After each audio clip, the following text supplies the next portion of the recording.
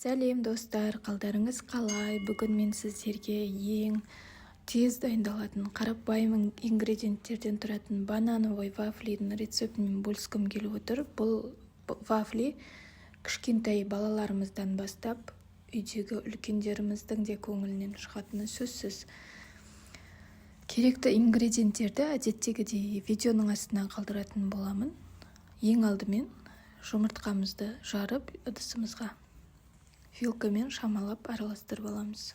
Оның үстіне бананымыздың сыртын ашып, қолмен бөлшектеп жұмыртқаның үстіне саламыз. Пышақпен де кесіп салуыңызға болады. Банан міндетті түрде піскен, сладкий банан болу керек. Егер бананыңыздың тәттілігі аздау болса, онда вафлиге кішкене шекер салып жіберуіңізге болады. Мен шекер қосқан жоқпын, себебі бананның өзі де тәтті болды. Балаларға қатты тәтті ұнамайды, менің балдарыма. Міне осылай вилкамен кішкене езіп аламыз бананды. Блендермен езген кезде қиындық туғызбас үшін.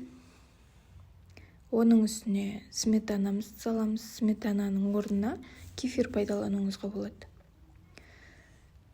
Және де оның үстіне овсяной хлопьямызды саламыз да блендерлейміз. Жақсылап біркелкі болғанша, ұнтақталғанша овсяной хлопьямыз.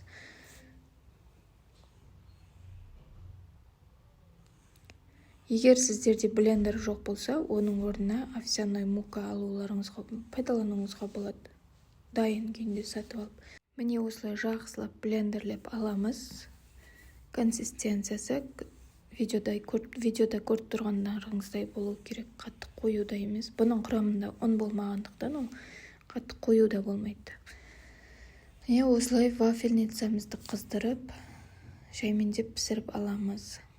Где-то бір вафлиді, екі штук вафлиді, то есть 8-7 минутта пісірді мен вафельницам. Вафельница менде Редмондтікі өте сапалы, қолжетімді бағада.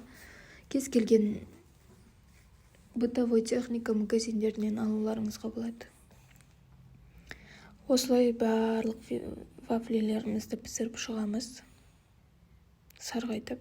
Айтпақшы, айта кетейін, бұл вафлилер құрамында ұн болмағасын диета ұстап жүргендерге де өте пайдалы. Овсяной кашаны ұнатпайтын балдарға осылай вафли түрінде пісіріп берсеңіздер, балаларыңыз өте қатты қуанып қалады деп ойлаймын. Бұл вафлилердің дәмінде шекер салмасаңыз, бананның дәмі шығып тұрады кәдімгідей. Балдарға сөзсіз ұнайтынына сенімдімін. Айтпақшы, тағы бір айта кететін жайт, егер де сізде вафельница болмаса, онда вафельницаның орнына сковородкаға бір қасықтан құйып, мини оладушкілер ретінде пісіріп алуларыңызға да болады. Міне осылай барлық вафлилерімізді пісіріп шықтық. Көріп тұрғандарыңыздай мен воздушный, өте жұмсақ, сап-сары әп-әдемі болып пісіп шықты. Енді әрлеуге кірісеміз. Әдеттегідей кез келген десертті әрлеу өзіңіздің қалауыңыз бойынша. Егер сізге немесе балаларыңызға мед, нектарин дегендер ұнамайтын болса, онда басқа да бір жемістермен, жидектермен әрлеуіңізге болады. Міне осылай сіздермен бөліскім келген рецепт таңғы ас осы. Егер сіздерге ұнаған болса, видеома міндетті түрде лайк басып, каналыма тіркеліп кетіңіздер. Және де жасап көріп жатсаңыздар, комментарийға міндетті түрде пікірлеріңізді қалдырыңыздар. Видеоны соңына дейін қарағандарыңыз үшін көп рахмет. Сау болыңыздар.